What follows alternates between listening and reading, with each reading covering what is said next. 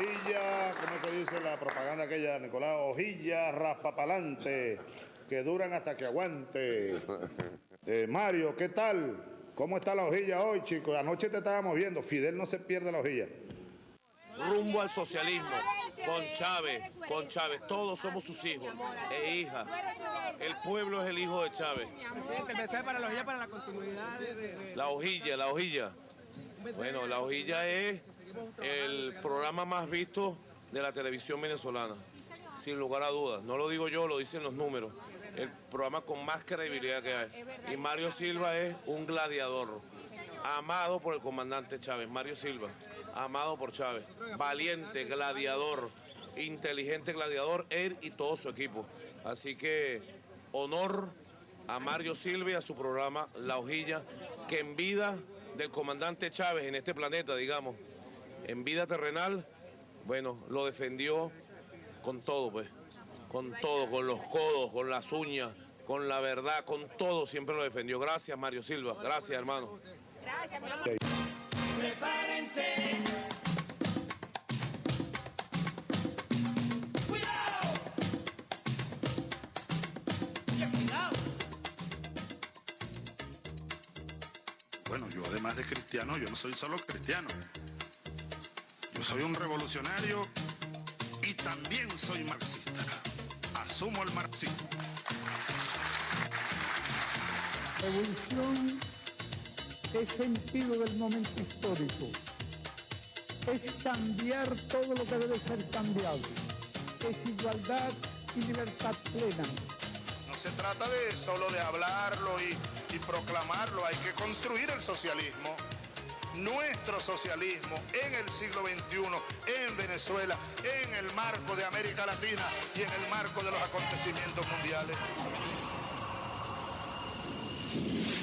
Días de primavera le embellecieron la piel. Ese camino balto cuyo ya se escuchan los tambores, el tamunanque otra vez.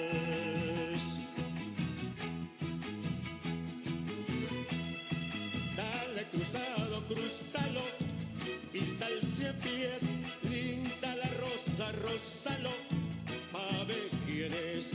Dale cruzado, cruzalo, pisa el 100 pies, linda la rosa, rózalo, a ver quién es.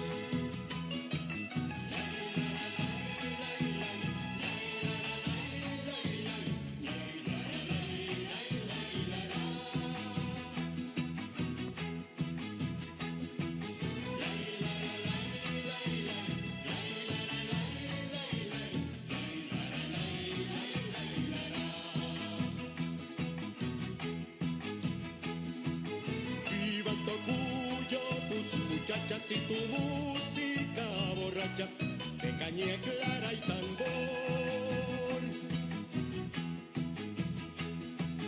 Canta una salve a San Antonio, que esa negra es el demonio, con trineja y camisón. Canta una salve a San Antonio, que esa negra es el demonio, con trineja y camisón. Buenas noches, ¿cómo están todos? Bienvenidos a La Hojilla.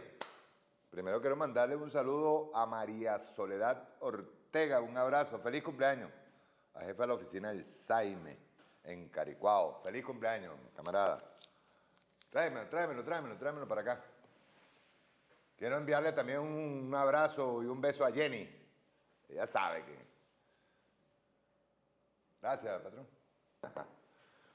Bien. Espérate un momentico que las cosas se están poniendo buenas aquí. Oye, mira, cuando uno ve a un Trump diciendo ya nosotros no somos los policías del mundo y nos estamos retirando de Irak, mire, hermano, con los gringos hay que andar mosca. Uno no sabe para dónde agarran y qué es lo que van a hacer. Tiene que estar mosca con ellos, mosca. Esos tipos están moviendo la CIA y están moviendo a la NSA por todo el mundo y andan viendo a ver cómo enfrentan países con países en el mar del China, en la frontera entre India y China. Ay, mire, hay que ver rapidito qué es lo que está pasando ahí, hay que hacer un análisis. No voy a meterme en ese análisis hoy, pero el enfrentamiento entre China e India, que son dos países del BRICS, y uno sabe rapidito cómo está la mano metida de la CIA ahí, metida de la NSA, uno sabe rápido qué es lo que se mueve. En el caso de Corea del Norte le dijo a Corea del Sur, ya basta de juego. Simple, ya basta de juego. Y le metieron dinamita al centro, donde se gestaba la posible unidad. Porque es que Corea del Sur sigue siendo manipulada por Estados Unidos. Entonces, si estamos viendo lo que está pasando en Estados Unidos, hay que estar mosca con eso. Si estamos viendo lo que está pasando en Estados Unidos, que el señor Trump está tratando a como de lugar, miren, salió por ahí diciendo que nosotros tenemos la vacuna contra el SIDA. ¿Usted sabe lo que digan ellos? Que digan eso. O sea, que llegue Trump. Primero, el tipo es un mitómano, vamos a empezar por ahí. Pero que el tipo en una declaración diga que ellos tienen la vacuna del COVID, del SIDA. Vamos a ponérselo de esta forma, de esta manera. Si eso es verdad, porque yo sé que el tipo es mitómano y el tipo anda viendo a ver con su equipo de prensa a ver cómo hace y desvía la atención del problema enorme que tiene dentro de Estados Unidos. Si eso es verdad, ustedes me disculpan, pero bien perverso es el gobierno norteamericano que teniendo la vacuna contra el SIDA no ha atendido a sus propios, escuchen bien, a sus propios enfermos de SIDA. Y que no la haya puesto en el mundo. Eso es lo terrible. Vamos a empezar por ahí.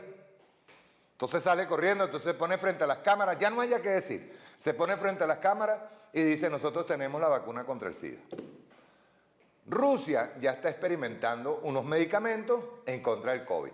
China está alertando, por si acaso, para que después no salgan diciendo que es que China no alertó. China está alertando un segundo brote de coronavirus. Está diciendo que incluso que le informó a las autoridades de la OMS para investigar qué tipo de virus es, porque hay un rebrote de un virus COVID-19 posiblemente más fuerte. De que no salgan. Y China de inmediato hace lo que es el protocolo en estos casos. Cerró la ciudad en donde apareció el brote. Se habló incluso, en unas noticias que escuché por ahí, se habló incluso que vienen del salmón. Que vienen del salmón. Es lo que tengo entendido. Claro, nosotros no podemos decir, epa, viene de tal parte porque con el primer brote de coronavirus se habló de un mercado de marisco. Y después al final no se sabía qué era y de dónde había llegado. Mucho se especula sobre la posibilidad de que soldados norteamericanos en un evento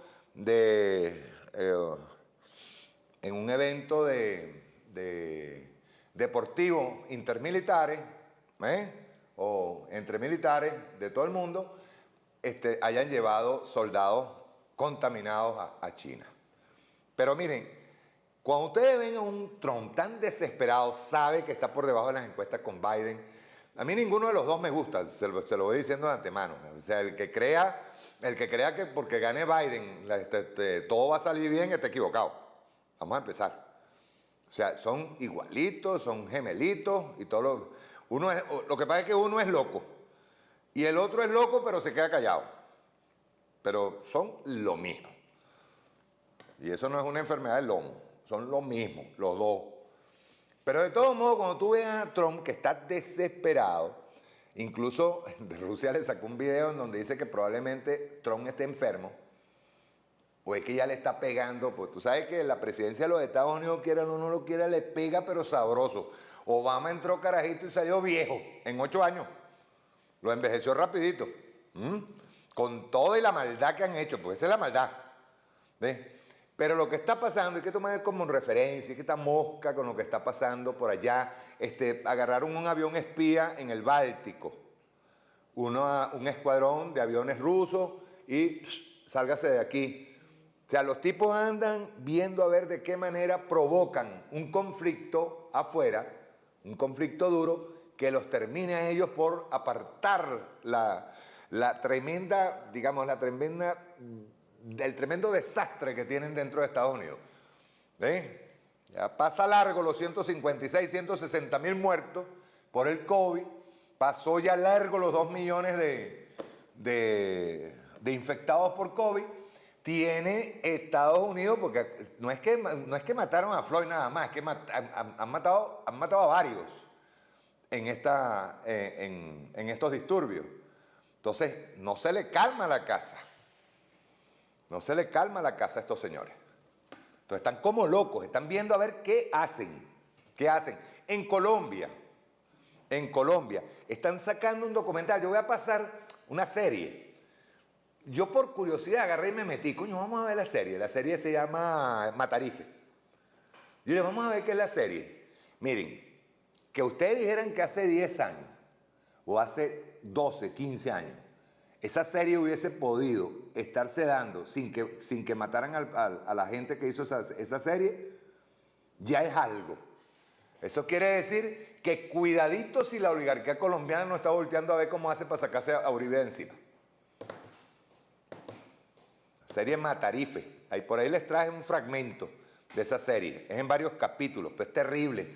Ahí, yo estuve viendo un capítulo completo en donde se ve lo perverso que es el sistema, el sistema colombiano, lo que es la oligarquía colombiana. Explican lo que fue ese proceso de paz, de justicia y paz que hubo en Colombia, donde le dicen Uribe le dice a los paramilitares, a su propio Sigüí, le dice que entreguen las armas, y ellos van y la entregan. Entonces, pero eso sí, vamos a judicializar. Uno dice judicializar, ¿qué es judicializar? Porque cuando tú dices que ahí se cometieron delitos de lesa humanidad, lo obvio, lo lógico es que una persona, por ejemplo, como Mancuso, del que se habla que tuvo hasta 300 muertos, en la legislación colombiana tenga que ser puesto preso muchísimos años. No, es que Uribe les prometió a los paramilitares que después de confesar sus crímenes, ¿verdad? De confesar sus crímenes, cosa que nosotros no vimos y se hizo por vía telemática. Ya les voy a explicar más o menos cómo se hizo. Se hizo por vía presentaban al testigo, es decir, al acusado, un paramilitar o un jefe paramilitar o un paramilitar que había estado cometiendo crímenes de lesa humanidad, lo ponen, muchacho, ¿quién me está mandando tantas cosas por ahí?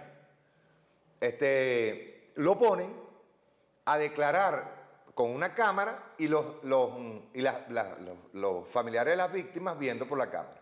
Cómo el tipo va describiendo, primero, dónde los enterraron, los desaparecidos, en dónde están las fosas comunes, cómo los desmembraron y por qué los desmembraron.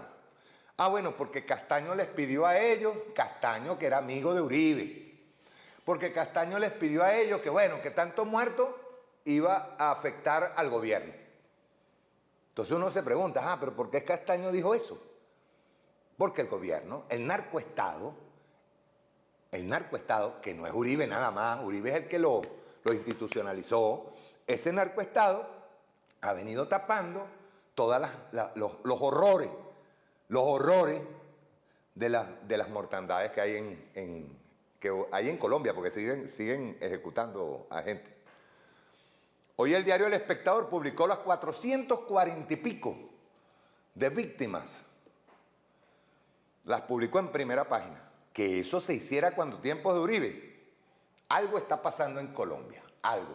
Ahora, que yo vi los videos en los años 90, cuando estaban entrevistando a los tipos, a los criminales, y los criminales diciendo todo lo que habían hecho. Bueno, la promesa era que las penas de prisión no excederían los 5 años. 5 años. 5 años por un tipo que desmembra a otro. Pues voy a comenzar por esto, porque mataron niños. Que llegaban a un pueblo. Entonces, como ese pueblo estaba cercano a los asentamientos de la guerrilla, había que exterminarlos a todos. 400 víctimas en un pueblo. En un pueblo nada más.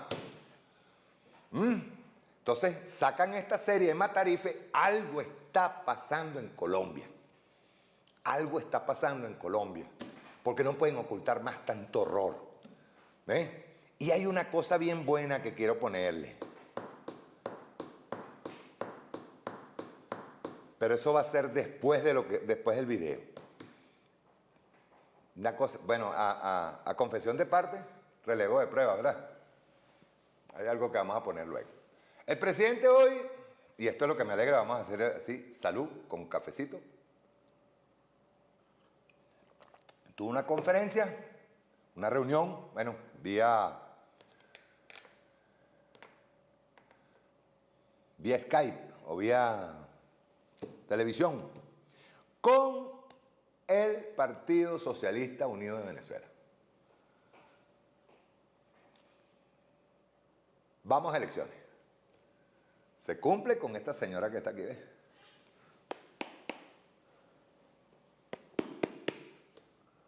Con esta señorita que está aquí.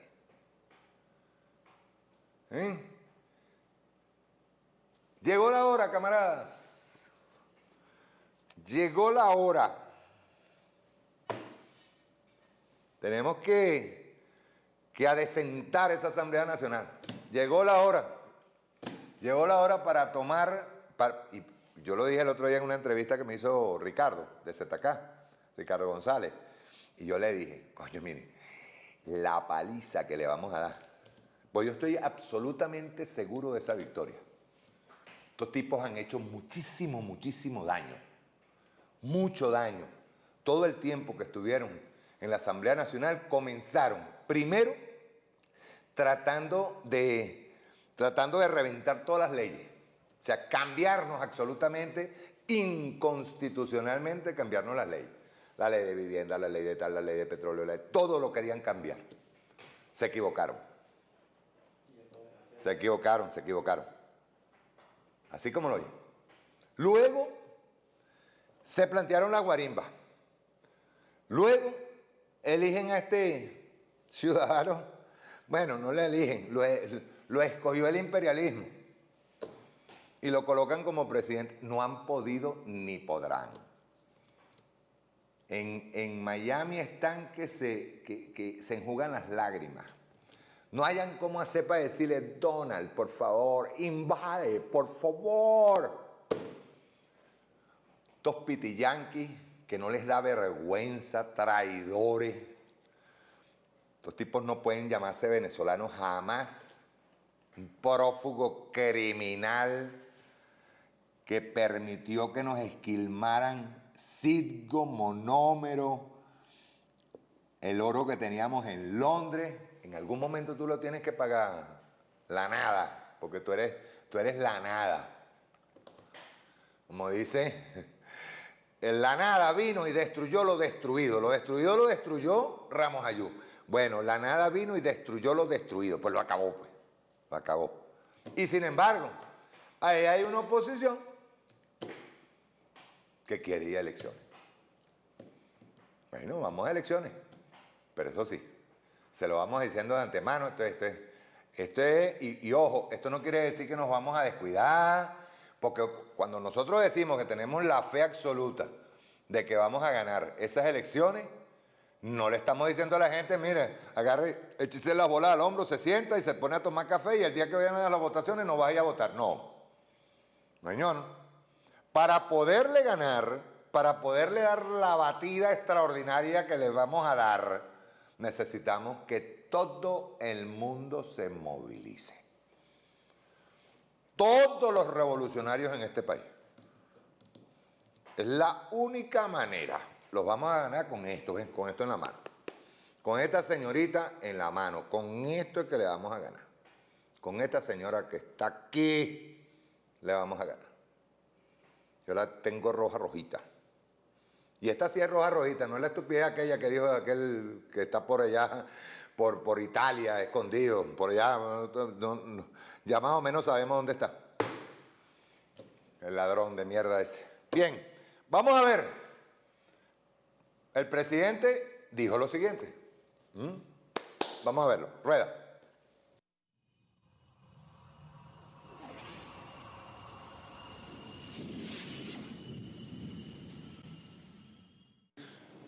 Me siento muy contento, de verdad. Y además muy orgulloso de que la revolución tenga una dirección colectiva, que el Partido Socialista Unido de Venezuela, el partido de nuestro comandante Hugo Chávez, tenga una dirección nacional de la calidad política, ideológica, humana, de la capacidad de trabajo de nuestra dirección nacional, que reúna a todos los hijos e hijas de nuestro comandante Chávez, unidos como estamos, férreamente unidos. Ahora tenemos una batalla electoral con todas las medidas y protocolos de seguridad. Por la pandemia del coronavirus, Venezuela se dirige a un proceso electoral obligatorio, mandatado por esta Constitución, obligatorio, para elegir una nueva Asamblea Nacional con el voto del pueblo que se instale el 5 de enero del año 2021 como la Asamblea Nacional de la República Bolivariana de Venezuela. Es una oportunidad de oro, Diosdado, que se nos abre para cambiar esta Asamblea Nacional. Lo decíamos en estos días. Yo creo que Venezuela entera hay un consenso nacional para calificar la gestión de la Asamblea Nacional, la de Caburguesa, como el mayor fracaso político de la historia de Venezuela en 200 años. El fracaso político de Ramos Alup, de Julio Borges, de Juan Guaidó, de la derecha venezolana. Fracaso total. Ganaron la Asamblea Nacional en el 2015 y la han administrado y gestionado en 2016, 17, 18, 19. Perdieron la mayoría ahora en el año 2020. Y la única palabra que se nos ocurre a los venezolanos es fracaso, fracaso, fracaso. Fracasaron. Destruyeron la Asamblea Nacional, Diosdado. Y ahora la utilizan para pedir una invasión a Venezuela. Ahora la utilizan para robarse la empresa petrolera Citgo, la empresa Monómero, los activos en el exterior, para robarse el dinero. Bueno, pueblo de Venezuela, se acerca la hora, se acerca el día, se acerca el momento que con el voto popular vamos a sacarlos de la Asamblea Nacional. Los vamos a sacar y vamos a hacer un gran cambio necesario en la estructura de la Asamblea Nacional. Llegó la hora del cambio, llegó la hora del cambio por una nueva Asamblea Nacional. Llegó la hora de la batalla electoral. Vamos a votar por una nueva Asamblea Nacional, toda Venezuela a votar por una nueva Asamblea Nacional, al servicio de las mayorías, al servicio del país, en defensa de la independencia y los intereses nacionales. Una nueva Asamblea Nacional plural, democrática, de puertas abiertas otra vez al país, que defienda la paz. Una nueva Asamblea Nacional que restablezca la estabilidad del poder legislativo. Uno no sabe lo que tiene, dice un dicho, ¿verdad? Uno no sabe lo que tiene hasta que lo pierde. No sabíamos lo que era la Asamblea Nacional hasta que lo perdimos, Diosdado. Las primeras 3 legislaturas funcionaron de puertas abiertas. Se hicieron las leyes que favorecieron la salud, el trabajo, la educación, la construcción de viviendas, las comunas, el poder popular, la defensa de los intereses nacionales, el petróleo, la nacionalización completa del petróleo. Bueno, se hicieron leyes, todas las leyes se hicieron en debate, en parlamentarismo de calle, permanente, en consulta con la gente, de cara al pueblo. Todos los temas se elaboraban y se escribían de puño y letra, de nosotros los diputados. Aquí no había, como sucedió con esta asamblea de Caburguesa, aquí no había los bufetes de los multimillonarios, los bufetes de los gringos, que al final le hacen los papeles, le escriben todo, al Ramos Alú, al Julio Borges y al Guaidó, en el fracaso de estos años. Así que nadie sabe lo que tiene hasta que lo pierde. Llegó aquel día, Diosdado, elecciones y perdimos. Casi 2 millones de chavistas se confiaron y no fueron a votar. Y alguna gente la confundieron con las colas inducidas en los automercados, supermercados, abastos, y ellos hicieron una campaña, si ganamos será la última cola, ¿te acuerdas? Engañaron a una parte del pueblo y nos ganaron. ¿Qué hicimos nosotros?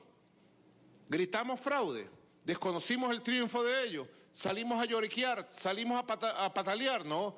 Lo primero que salimos fue a decir, reconocemos la derrota, llamamos a reconocerla.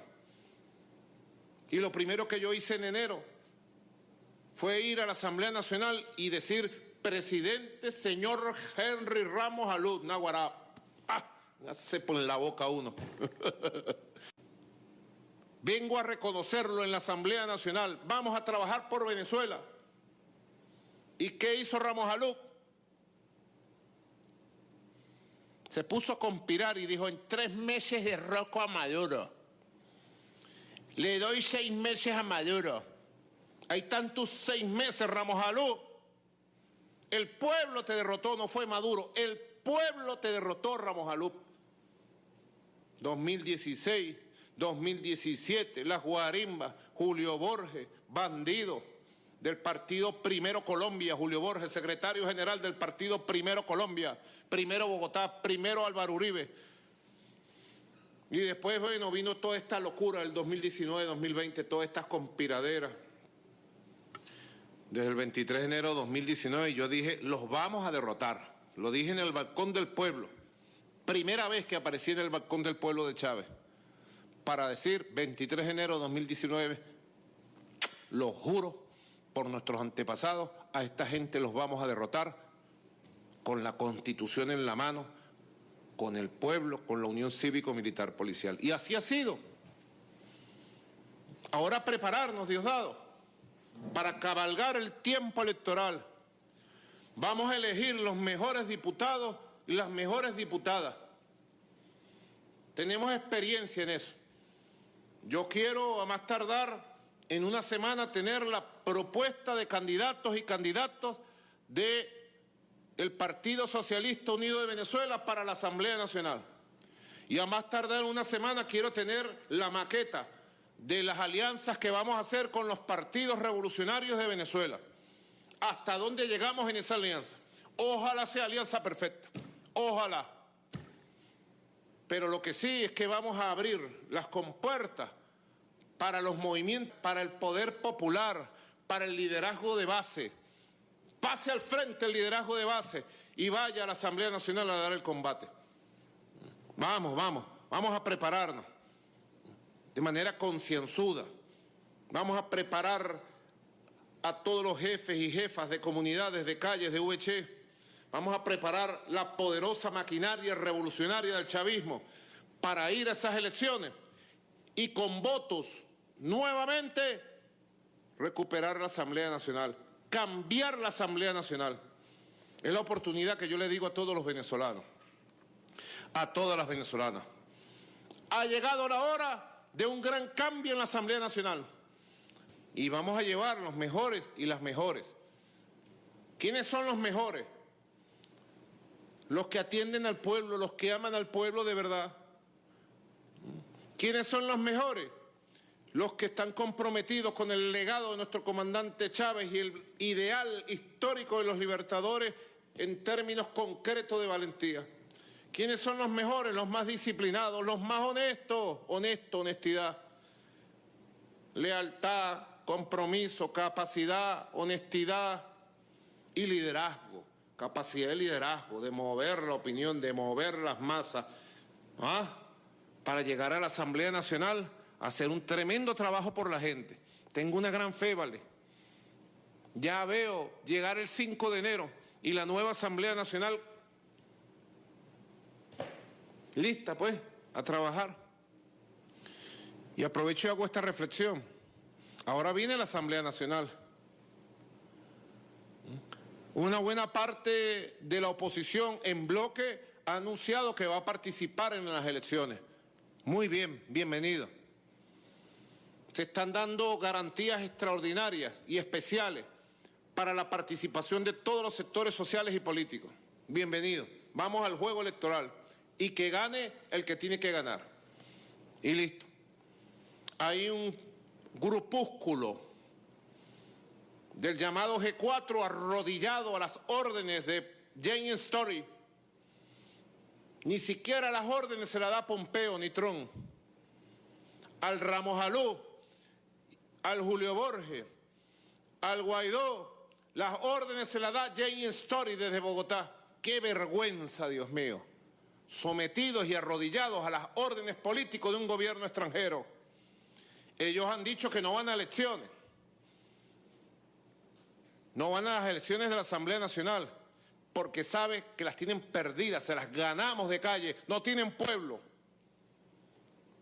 Han destruido la oposición. ¿Quién ha destruido la oposición? Maduro. Yo no me meto en sus asuntos. La oposición la destruyó Ramos Alú, Julio Borges y Guaidó. Ellos destruyeron, dividieron y acabaron a la oposición venezolana. De haber llegado a casi 7 millones de votos en diciembre de 2015, ahorita no son nada. No son nada ellos. ¿Digo la verdad o no la digo? Miento. Ah, Diosdado, miento, no. Estoy diciendo la verdad. ¿Quién destruyó la oposición? Ramos Alú, Julio Borges, del partido Primero Colombia. Ah, y la guinda de la torta, pues, por si algo faltaba, el gran Juan Guaidó llegó a terminar de destruir lo destruido. Tiene el mérito de destruir lo destruido, ese criminal, ese mercenario, ese asesino, ese prófugo de la justicia. Yo me pregunto,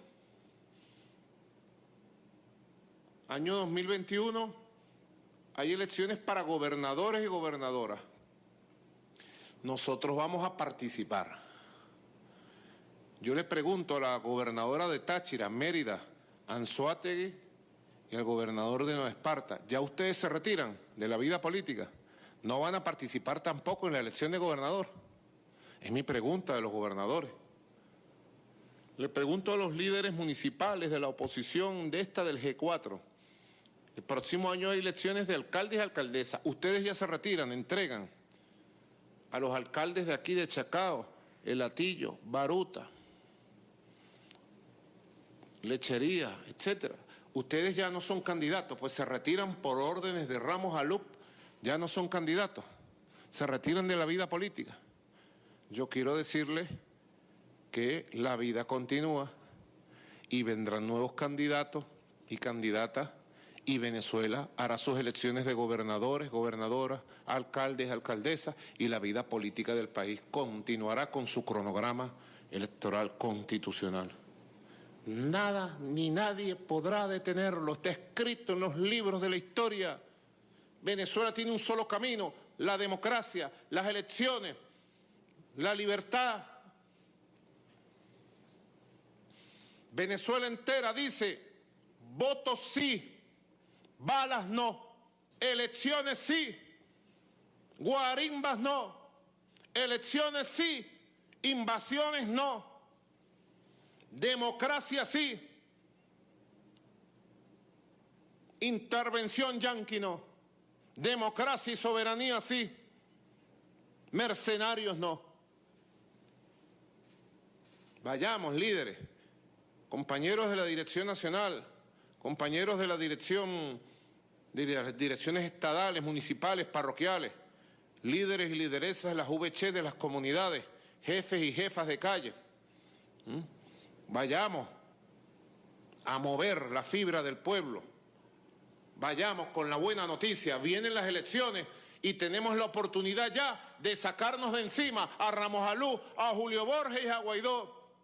Y la gente va a decir, ¿cómo es eso de sacarnos encima a esa gente? Con el voto nos los sacamos de encima y los despachamos.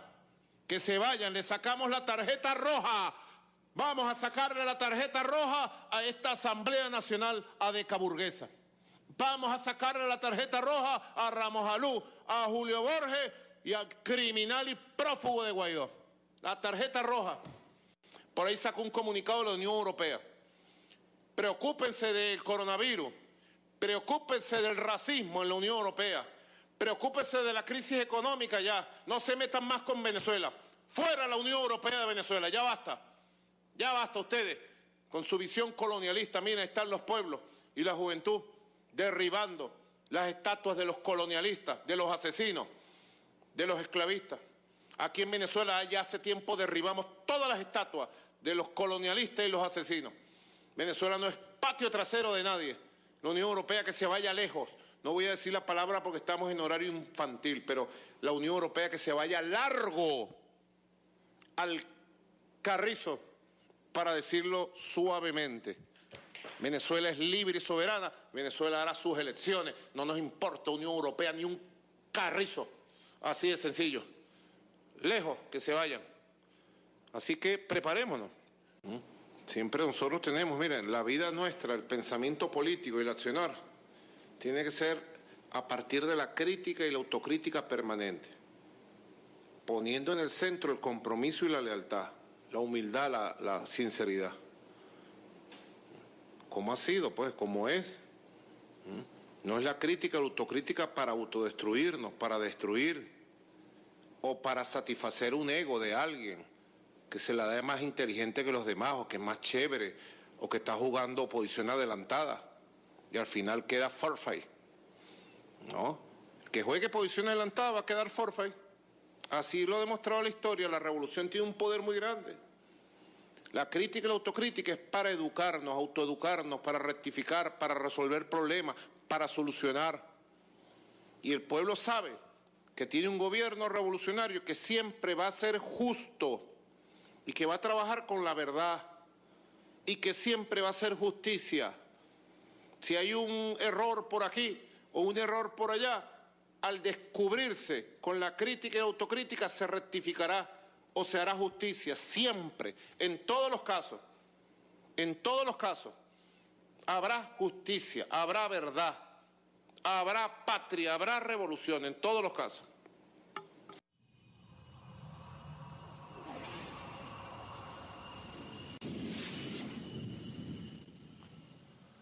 Y a prepararse para las elecciones.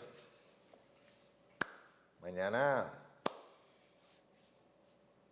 tenemos una cita.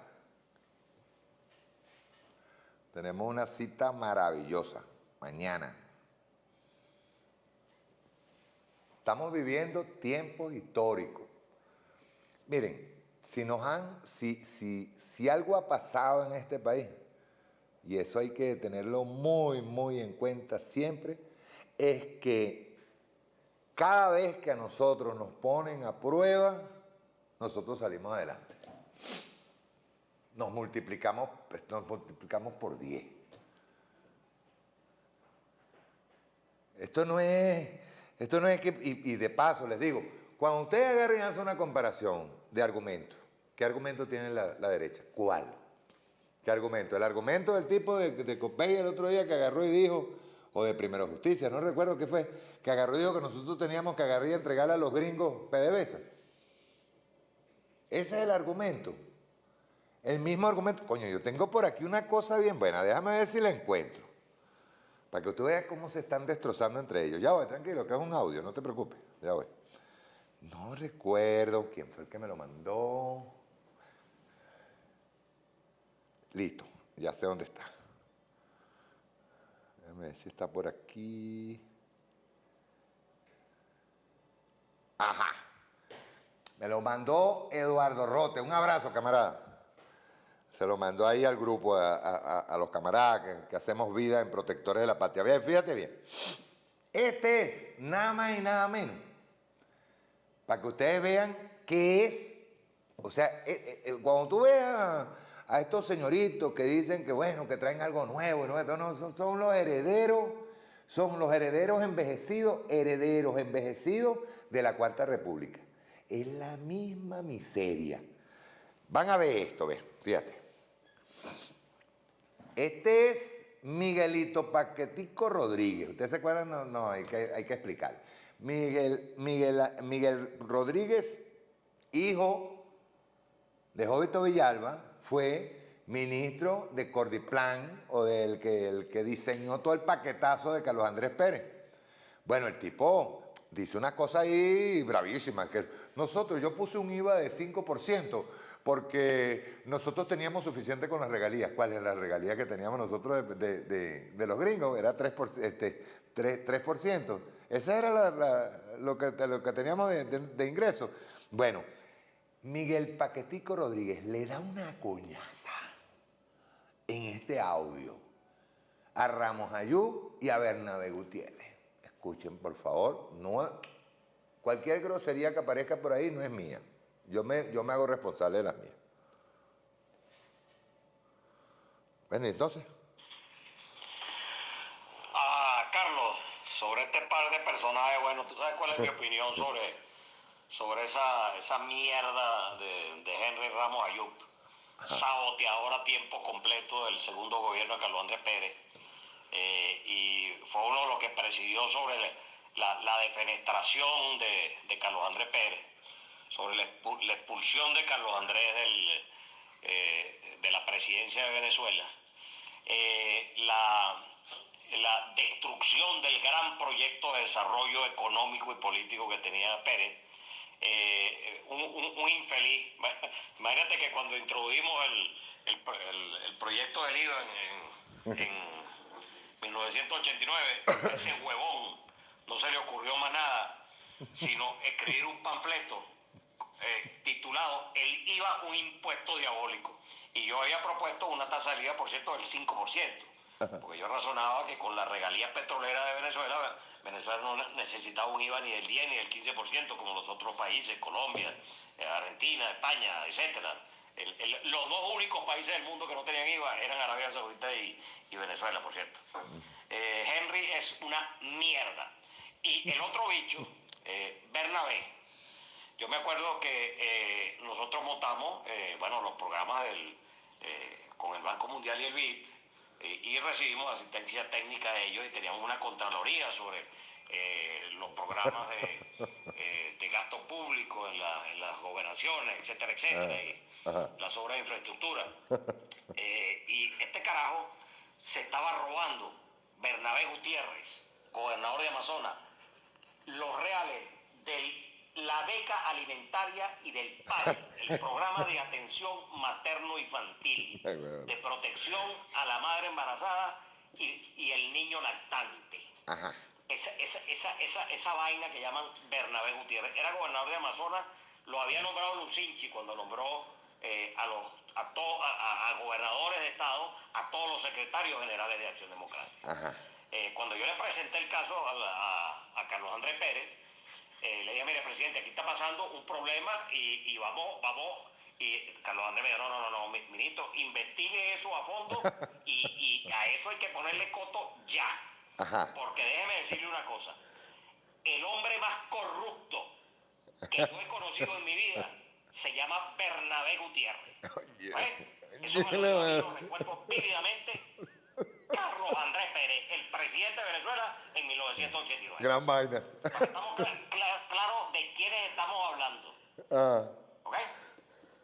Un par de plastas de mierda. Ajá. Joda.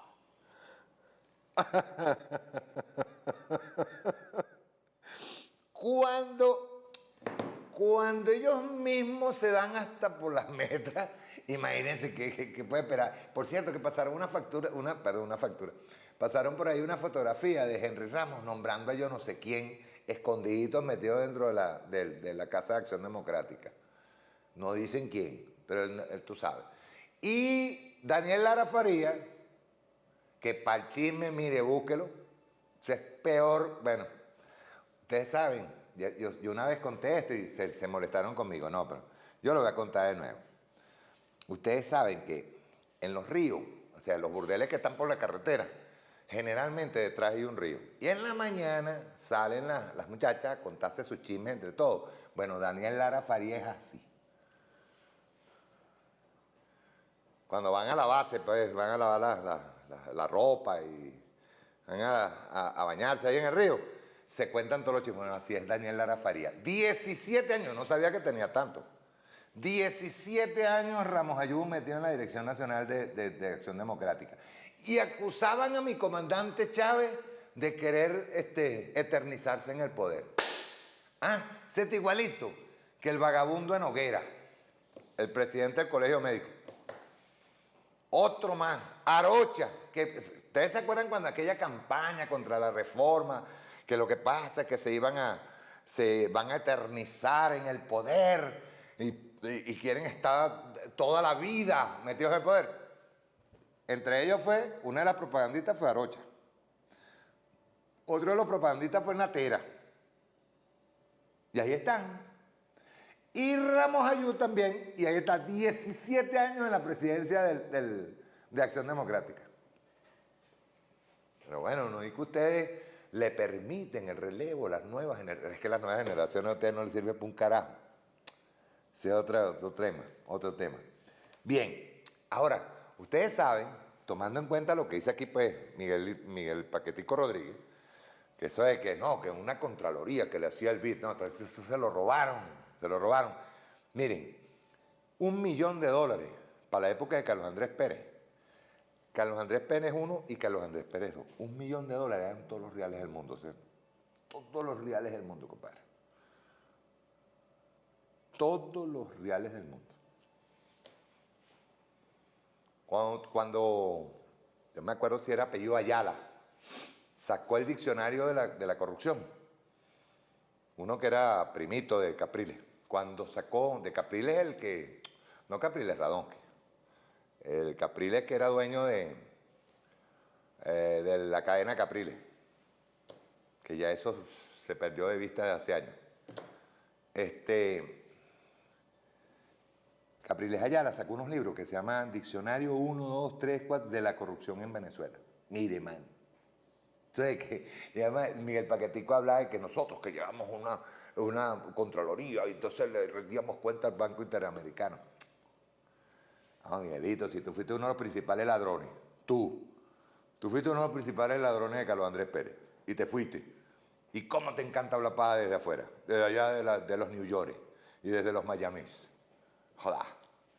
Bien, vamos a ver. Como yo le decía que a confesión de parte, relevo de prueba. Yo estaba viendo al Matacura entrevistando a un tipo colombiano, un analista colombiano. Yo quiero que escuchen esta parte nada más. Esta parte es extraordinaria. Vamos a escucharla. Rueda.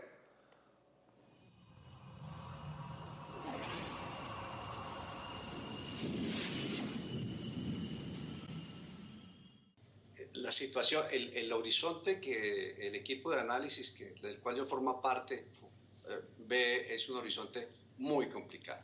No se necesita ser un genio en geoestrategia ni en proyección para darse cuenta que en el caso colombiano el gobierno va a salir económicamente como tantos otros gobiernos, ¿no? Pero el colombiano va a salir muy maltrecho económicamente. Las proyecciones de desempleo apuntan a más del 24-23%. Las proyecciones de ese empleo en empleo informal son superiores a las del 50%. El decrecimiento va a estar por debajo del 3% negativo.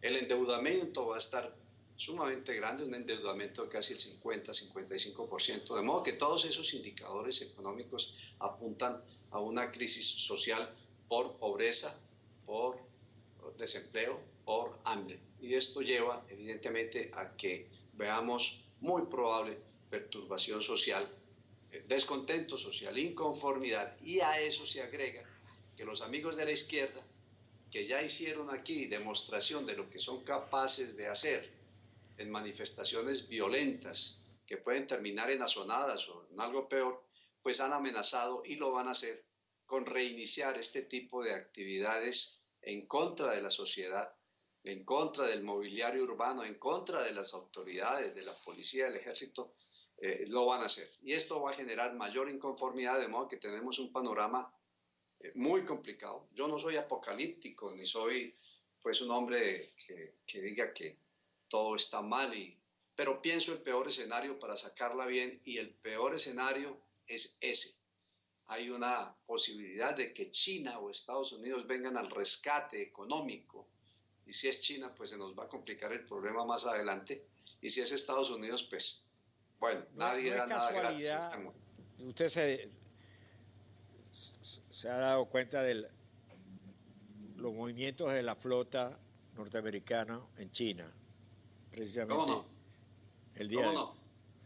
Entonces, yo creo que vamos a una situación del mundo muy compleja. La misma reacción de Rusia en otro momento hubiera sido más beligerante con relación a Venezuela es de una cierta cautela. El panorama de Brasil, que es complicado, por no hablar del panorama de México. O sea, el mundo que parecía organizado y más o menos estructurado y que podíamos relativamente dibujar unas pequeñas variaciones, hoy en día se convierte de la noche a la mañana un rompecabezas con un problema muy fuerte, que una de las cabezas más importantes, que es los Estados Unidos, Donald Trump, con serios problemas en cuanto al apoyo popular, el tipo de la economía, Inglaterra con un Boris Johnson prácticamente desaparecido, España prácticamente secuestrado por la izquierda. Es muy difícil, Marulanda, pintarnos algo bueno de lo que viene. Muy difícil, Leopoldo. Y lo de Estados Unidos en China tiene una interpretación muy interesante, pero creo que valdría la pena ahora enfocarnos en nuestra región. Evidentemente, aquí hay dos países hermanos y vecinos que tienen importancia geoestratégica. Venezuela por su petróleo, me duele decir lo otro, Colombia por su cocaína. Primer productor mundial de cocaína, y hay que entender lo que significa el flujo constante y sonante de dinero que la cocaína representa en el mundo, para entender que es un país de importancia geoestratégica por la cocaína que produce 1.400, 1.000 toneladas métricas de cocaína. Me duele decir lo otro, Colombia por su cocaína. Primer productor mundial de cocaína, y hay que entender lo que significa el flujo constante y sonante de dinero que la cocaína representa en el mundo, para entender que es un país de importancia geoestratégica por la cocaína que produce 1.400, 1.000 toneladas métricas de cocaína. Me duele decir lo otro, Colombia por su cocaína. Primer productor mundial de cocaína, y hay que entender lo que significa el flujo constante y sonante de dinero que la cocaína representa en el mundo, para entender que es un país de importancia geoestratégica por la cocaína que produce 1.400, 1.000 toneladas métricas de cocaína. Me duele decir lo otro, Colombia por su cocaína.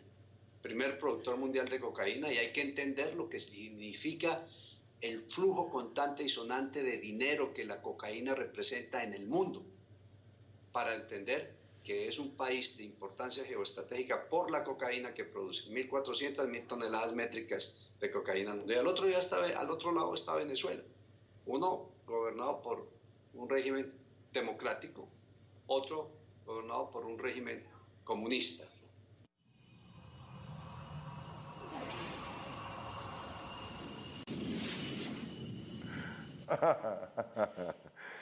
Hay que entender, hermano.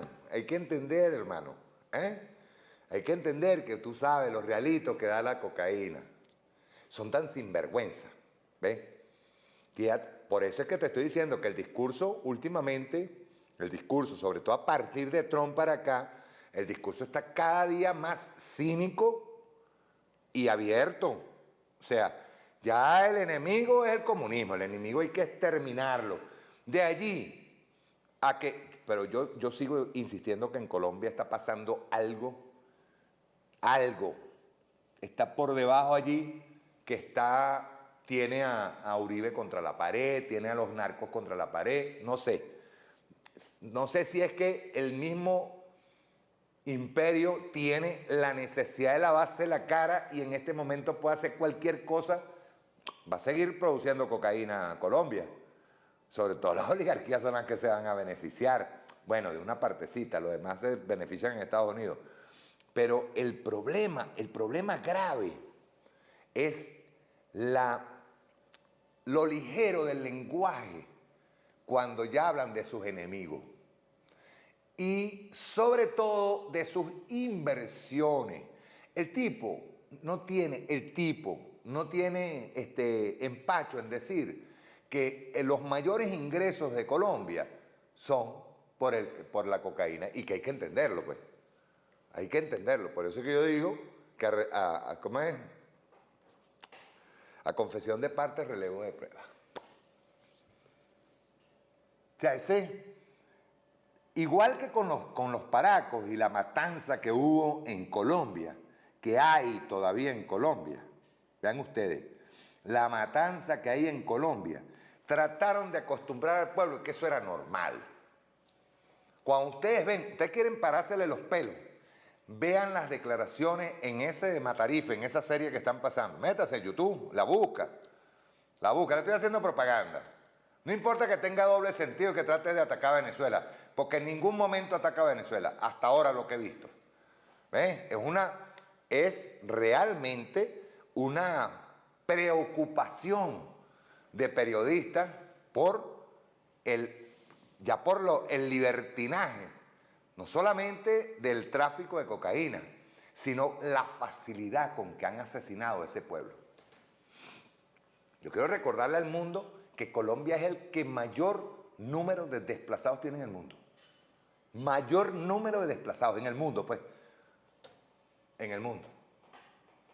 Entonces, cuando ustedes ven la ligereza en el lenguaje y la ligereza en aceptar, pues, que ese Estado es narcoestado, pues, y recibe toda la ganancia, la recibe del tráfico de drogas, de la producción de cocaína.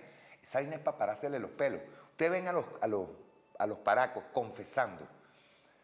Y los motivos, de paso, unos motivos banales, estúpidos, de por qué desmembraban un cuerpo, por qué abrieron fosas comunes.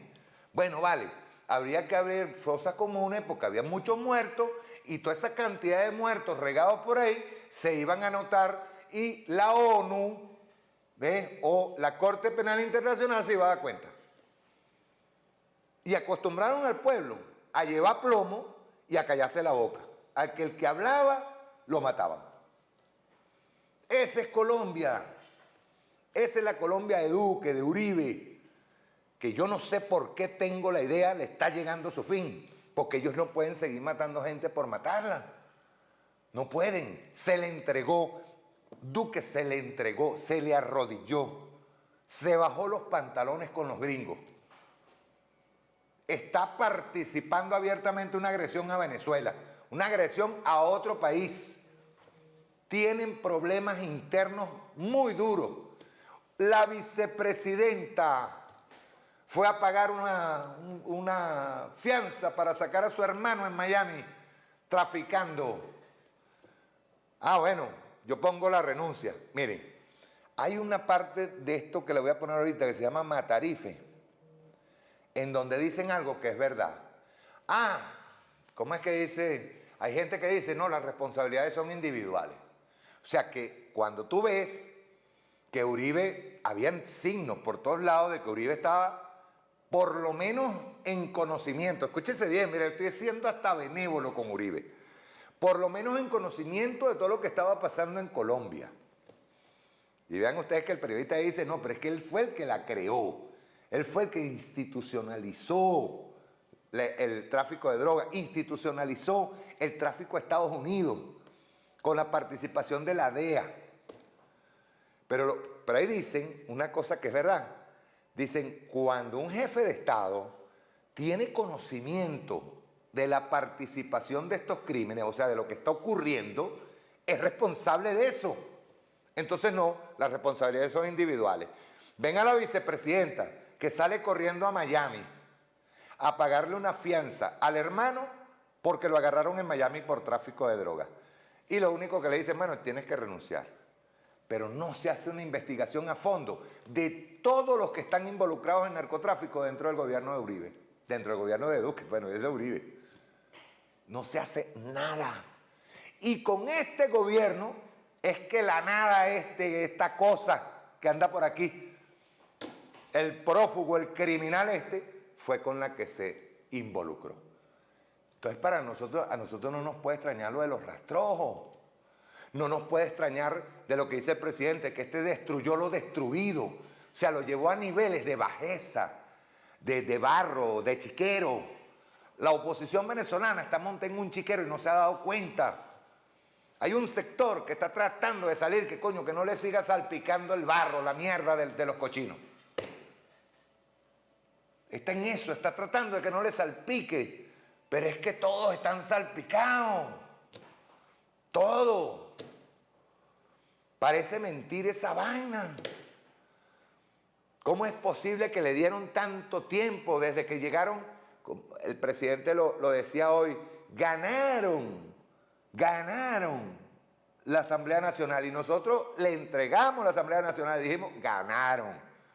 Con el CNE que ellos mismos han estado cuestionando y al que acusan de fraude, y ganaron y se lo entregamos. ¿Qué hicieron durante todo este tiempo? ¿Qué hicieron? Se entregaron a los gringos de una forma prostituida, ¿saben? Como prostituta se le entregaron al gobierno norteamericano. Parecen prostitutas y yo creo que hay una pequeñísima parte de la oposición que sigue pensando que eso es bueno, pero hay una grandísima parte de la oposición que sabe que prostituírsele al imperio significa perder todo, perder los recursos, perder todo. Y hay una grandísima parte en la revolución, en este país, de los escuálidos, que saben que Chávez, por lo menos, escúchese bien, cuando yo agarro le digo, es lo que ellos piensan, por lo menos le puso el pecho a esto. Mejoramos en todo, mejoramos en medicina, mejoramos en educación, mejoramos en construcción de viviendas, donde se había visto en el mundo que se hicieran en un año o en 5 años más de 2 millones de viviendas. ¿Cuándo se había visto eso? En el mundo. Y todo eso, estos degenerados, prostituidos ante el gringo, lo han venido horadando, y nosotros necesariamente tenemos que ganar la Asamblea Nacional, tenemos que avanzar y seguir enfrentando un bloqueo criminal auspiciado por ellos. Y venceremos, carajo. Así como se han visto ellos, que ya tú los ves, son lo más decadente, porque vuelvo a repetir, es estar metido en un chiquero, seguirse embarrando y parecer que le gusta. Lo comen. La mierda que hay en el chiquero se la están comiendo. Sale de vez en cuando el criminal a hacer un tuit. Por Dios, y vamos a elecciones y le vamos a dar una paliza. Eso ténganlo siempre en cuenta, ténganlo, porque tiene que ser así. Vamos a ver Matarife. Yo quiero que ustedes vean esto. Están tratando de hacerlo novelado, pero vale la pena, vale la pena. Yo escogí estas partes porque hay una explicación allí de la responsabilidad que tiene una persona que sabe y tiene conocimiento de los crímenes que se estaban cometiendo. Vamos a verlo. Rueda.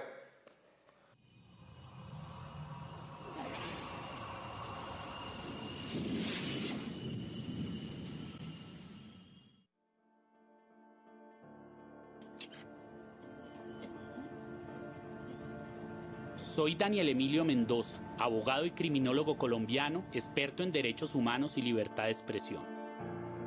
El periodista Gonzalo Guillén buscaba defensa ante una acción interpuesta por difamación.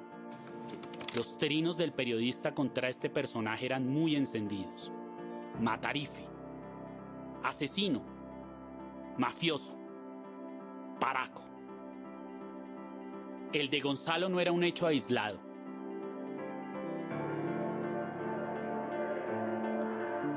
Al innombrable lo tildaban de paramilitar en las redes sociales.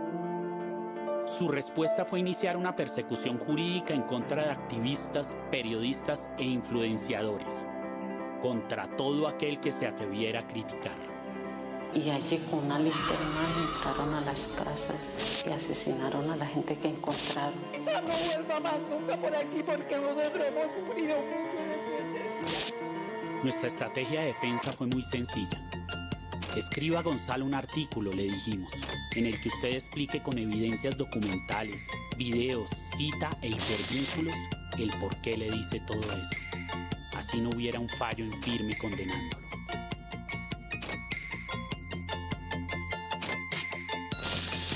La tutela la ganamos. Desde ese momento mi cliente y yo y todo Colombia quedamos autorizados para tratar de matarife, paramilitar, asesino, corrupto y narcotraficante a este señor, el exgobernador de Antioquia, el 2 veces presidente, el senador resurrecto, Álvaro Uribe Vélez.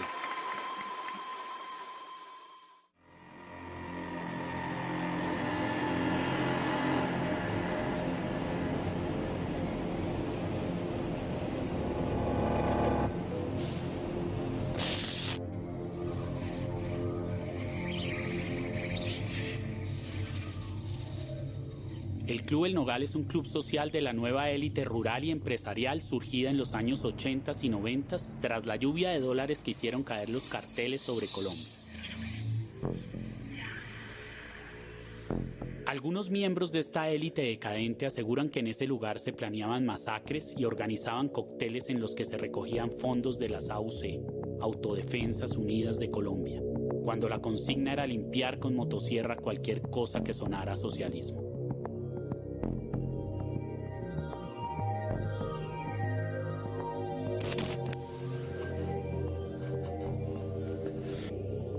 Varios de los directivos del lugar, encabezados en ese entonces por el ministro de Gobierno de Uribe, Fernando Londoño Hoyos, eran lugartenientes del innombrable.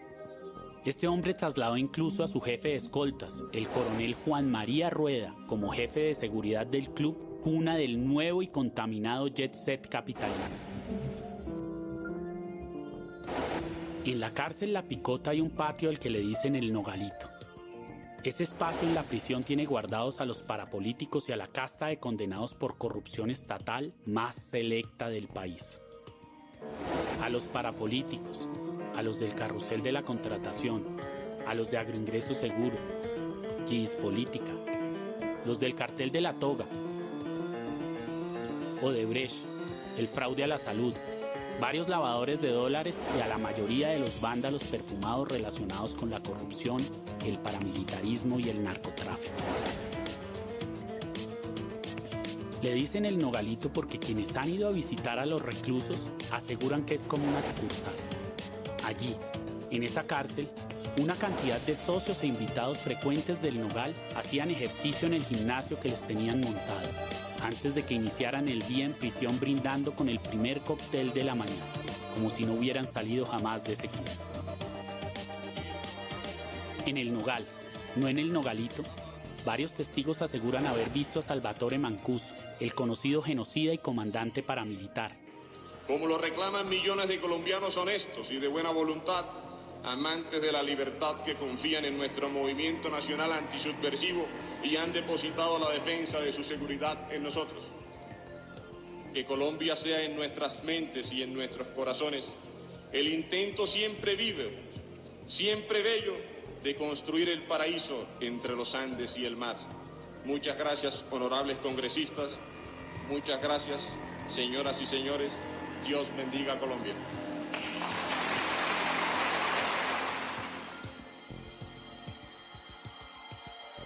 Cuando ya pesaban varias órdenes de captura en su contra por masacres y narcotráfico, terminando su café del desayuno en ese club social ubicado en la carrera 7ª, la principal calle del país. Aquí empieza nuestra historia.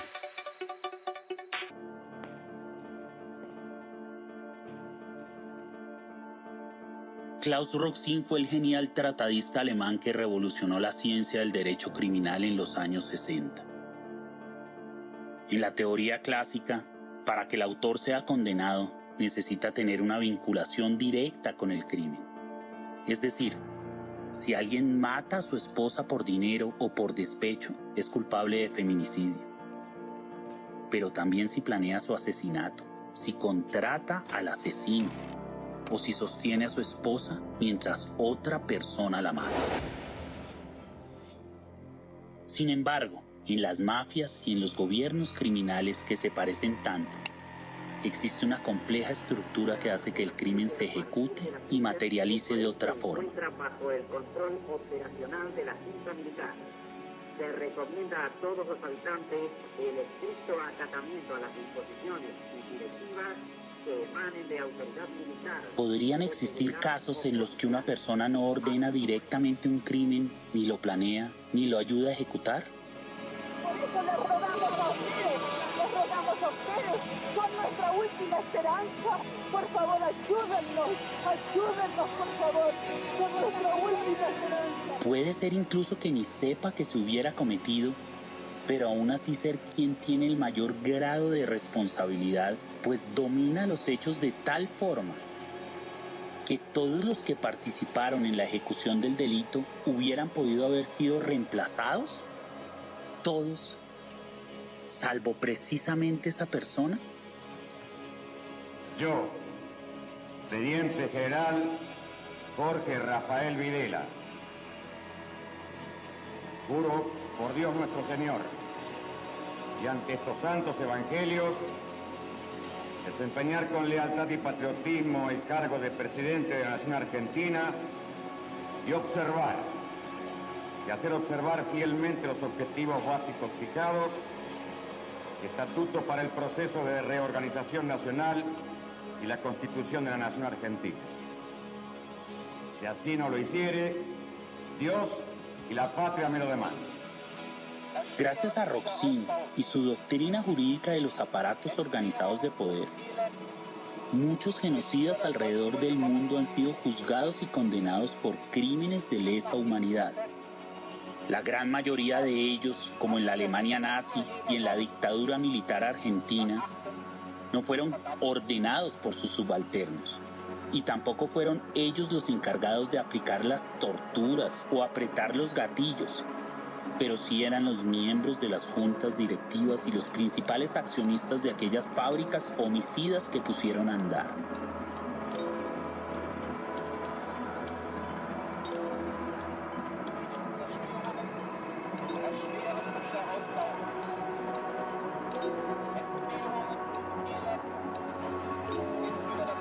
Esta teoría sustenta la cuantiosa pena que merece el principal protagonista de nuestra historia, quien debe ser condenado por las miles de muertes generadas por la corporación criminal, fundada en asocio con el cartel de Medellín, el paramilitarismo y los grandes terratenientes colombianos.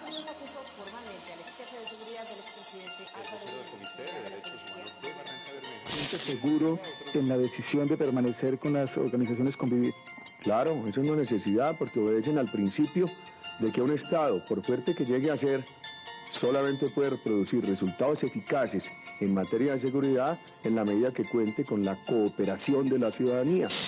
Ese hombre estructuró e ideó una organización dentro del marco estatal que hasta el día de hoy continúa operando, a la que le dictó claras políticas homicidas que continúan causando la muerte de millones de civiles inocentes y que tiene un mapa definido de poder.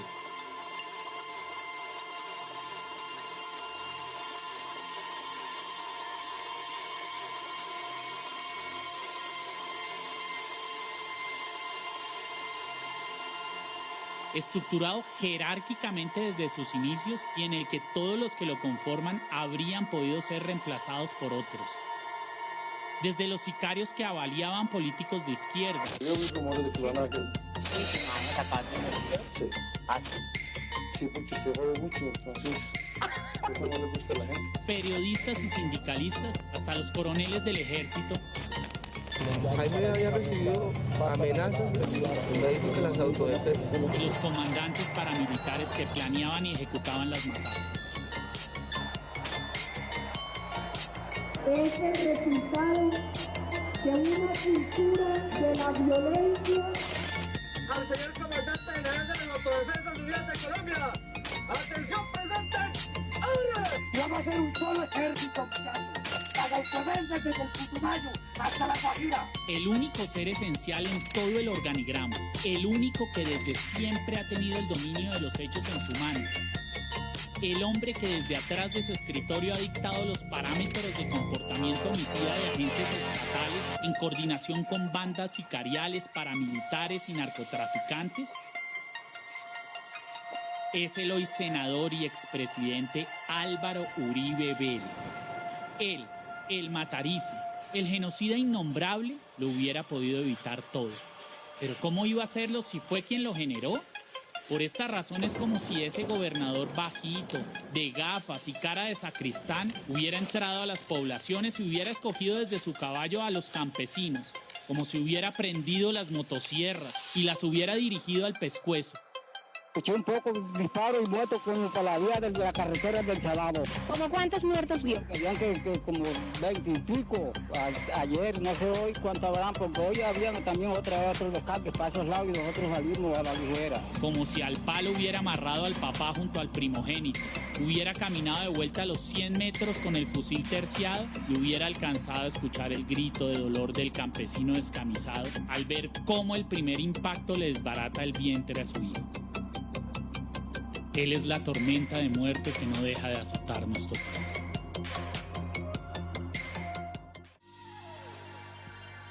El exceso de poder y dinero puede generar patologías en muchas personas. En la Colombia de los 80s, tras el flujo de dólares que ingresaron al país, la sociedad entera fue la que terminó convertida en un perverso sociópata.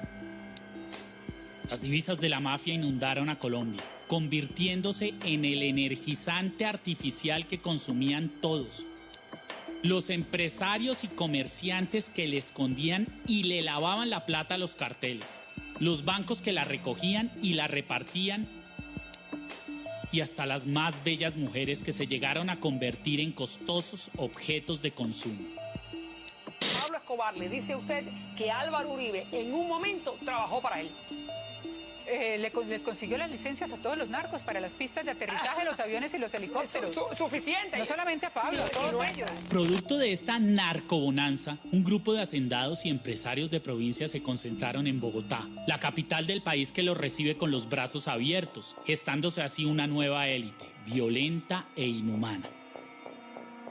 Algunos de ellos, liderados por el exministro del Interior de Álvaro Uribe, Fernando Londoño, fundan la corporación Club El Nogal, que se convirtió en poco tiempo en la sede alterna en donde se decidía realmente la política del país. Ese club social fue epicentro del surgimiento de una oleada de corrupción estatal, de violencia política y el centro de operaciones del paramilitarismo, lugar de congregación de ideólogos neonazis, de fanáticos religiosos de extrema derecha. El doctor Alejandro Ordóñez Maldonado efectuó nombramientos de parientes de magistrados de la Corte Suprema de Justicia, órgano que lo postuló para su reelección. El Movimiento de Restauración Nacional fue fundado por los paramilitares de Puerto Boyacá en los años 80, pero se refundó en Bogotá hace 2 años y sus simpatizantes le rindieron homenaje al procurador Ordóñez. La tercera fuerza se autodefine como soldados políticos que reivindican la ideología nazi en Colombia. Con el lema Dios y Patria, profesan un profundo respeto por la religión y por las Fuerzas Armadas, idearios que comparten con el Movimiento de Restauración Nacional. Ambos sectores se reconocen ahora como defensores del procurador Alejandro Ordóñez. Jóvenes de Restauración Nacional, que son mi color en plata, los felicito, ustedes son muy valerosos. Y especialmente el lugar preferido por el sector empresarial para llevar a cabo los negocios con que se lavaban los activos de los carteles del narcotráfico colombiano.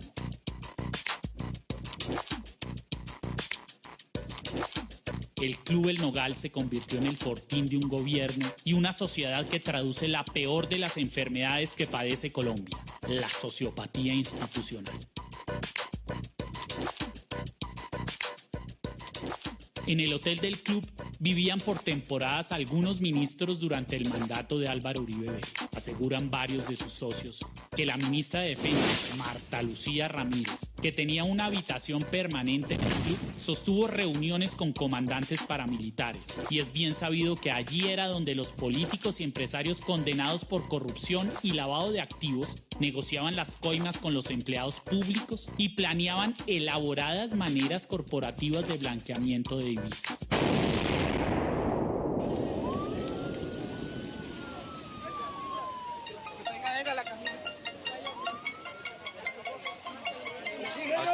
descartada la hipótesis de que podría haber sido una explosión accidental de las calderas. Dicen que un carro bomba, no sabemos. ¿Tú cómo saliste herido? ¿Pero estás bien? Sí, estoy bien. ¿Qué pasó? ¿Tú viste? ¿Qué viste? ¿Lo que viste tú? No, yo fui un totazo y todo empezó a desplomarse de una. No sé nada más. ¿Pero no viste heridos? ¿No viste muertos? Claro. Estas imágenes estremecieron a Colombia en 2003, tras el atentado con carrobomba perpetrado por las FARC en el Club del Nogal, el cual el Consejo de Estado condenó al Estado colombiano como responsable por omisión. Los magistrados encontraron que en el Club del Nogal se realizaban reuniones institucionales de forma continua entre la ministra de Defensa Marta Lucía Ramírez, el ministro del Interior y Justicia Fernando Londoño. Se logró establecer en el curso del proceso que el Ministerio del Interior adelantaba en las instalaciones del Club del Nogal repetidas reuniones y actividades institucionales. Se conoció también que la ministra de Defensa pernoctaba frecuentemente en el Nogal, en las instalaciones de hotel que tiene el club. Allí dormía Mancuso, entonces podría ser, pero también dormía Marta Lucía Ramírez hasta el día anterior de la bomba, ministra de Defensa. Entonces, ahí hay una serie de películas o de historias que nos tienen que aclarar.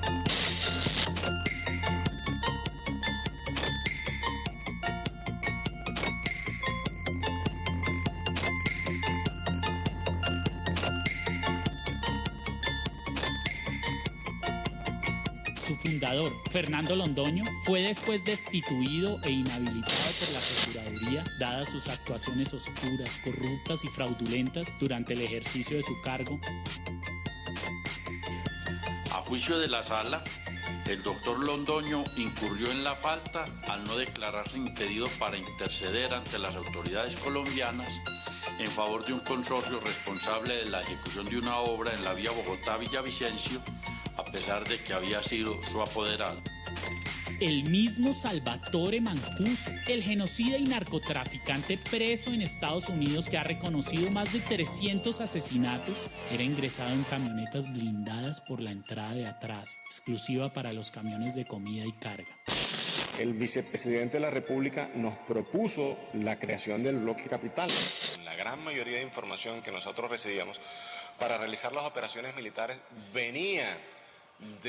provenían de las fuerzas militares. A nosotros nos daban los listados, nos entregaban los álbumes fotográficos de los objetivos militares declarados por ejército, por policía, por DAS o la misma fiscalía, que nos entregaban la información de quienes ellos consideraban que eran subversión. Quiero preguntarme que si tuvo incidencia en las elecciones presidenciales, si tuvo incidencia en las elecciones presidenciales. Después, ya en el club del ministro Londoño, de la ministra Ramírez y del presidente Uribe, las cámaras se apagaban y podía caminar libremente por las instalaciones. Este asesino de millares, estando vigentes varias órdenes de captura internacionales, caminaba por los corredores, el tinto se lo tomaba en la piscina y hasta aseguran haberlo visto acalorado por el vapor en el baño turco.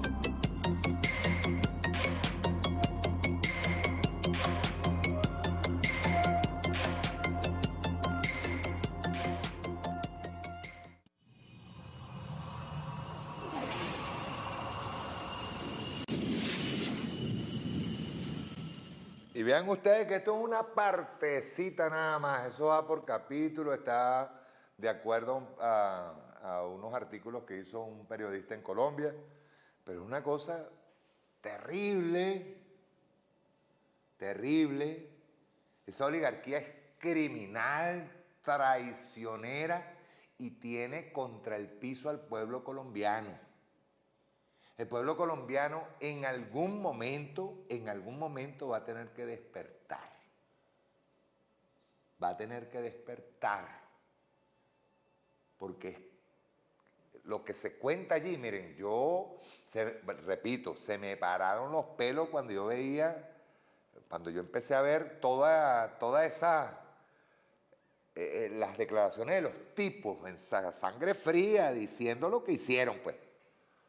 Diciendo lo que hicieron. Y que se le haya prometido el gobierno de Álvaro Uribe le prometió 5 años nada más de cárcel. Es más, de hecho, dicen que las declaraciones eran judicializadas con un abogado al lado y decían lo que le daba la gana. Una cosa terrible. Ahora, por ahí, nuestro canciller, Jorge Arriaza, tiene una nota de queja, no solamente contra de esto que había dicho el presidente, que fuera la Unión Europea, pero específicamente hubo unas declaraciones de Arriaza diciéndole al gobierno español: no te metas, dejen de atacar al pueblo venezolano, dejen de atacar a la revolución, dejen de atacar nuestra soberanía. Aquí les traigo un resumen de lo que es su querido rey emérito. Porque es que, miren, no hay que ver la paja en el ojo ajeno y verse la viga en el que se tiene. Ninguno, ni el gobierno norteamericano. Fíjense, ya Alemania está poniéndosele, alterándosele a Estados Unidos, pero es que Alemania quiere tomar control de la Unión Europea. Se quejó ante Trump que por qué las sanciones para el gasoducto ruso. Algo está viendo Alemania. Por eso es que te digo, nadie habla por hablar, nadie declara por declarar. Pero la Unión Europea va, nos ataca de forma miserable contra el CNE, diciendo que se escogieron los señores, vengan a ver los currículums de cada uno de los rectores del CNE. Se van a asombrar, créanme. Se van a asombrar. O sea, si quieren, vengan. Empezando por ahí. Nosotros, mire, yo lo decía el otro día. Yo le dije, ¿ustedes quieren, de verdad, la oposición, la que quiere ir a votaciones, quiere que le pongamos un cafecito en la fila cuando estén votando? Sí, se lo vamos a poner.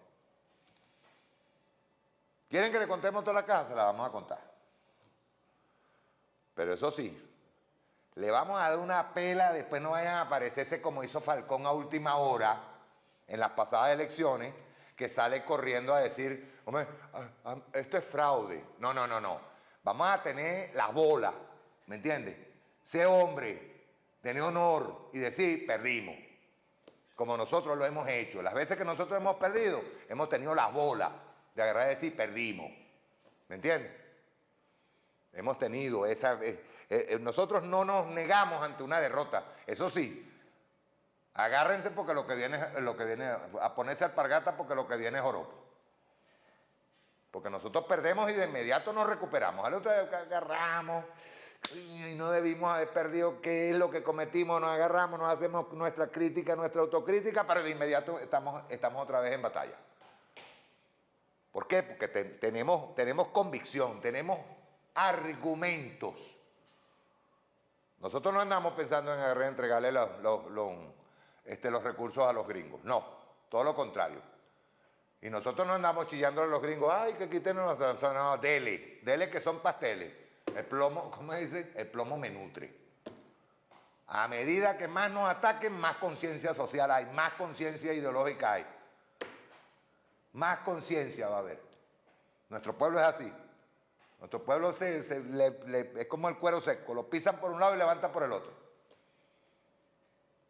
Y no se estén haciendo jueguitos con ¿cómo es? Que van a tirarse un 27 y 28 de febrero. Olvídese esa vaina. Aquí el pueblito está claro y sabe quiénes son los criminales. Lo saben. Pero vamos a ir a votaciones, Pierden, acepten. Nosotros perdemos, aceptamos. Pero la pela que le vamos a dar va a ser bella. Vamos a ver a nuestro señor querido Juan Carlos de Borbón. Un análisis que hace ya lo van a ver. Coño, qué buen análisis. Muy bueno. Con referencia a esto de ese artículo que está en la Constitución en donde el señor Juan Carlos no puede ser tocado. Así como lo oye. Así comete un delito, Juan Carlos no puede ser tocado. Ah, pero ahorita está en discusión. No, pero es rey emérito. No, pero sigue siendo rey. ¿Por qué tú crees que lo dejaron de rey emérito? Para que no lo tocaran en todas las vagabunderías y las sinvergüenzuras que hizo. Así que, señores del gobierno español, señores de la derecha española, véanse primero el rabo y después se siguen viendo el rabo. Ustedes no tienen por qué salir de España a estar criticándonos a nosotros. Vamos a verlo. Rueda.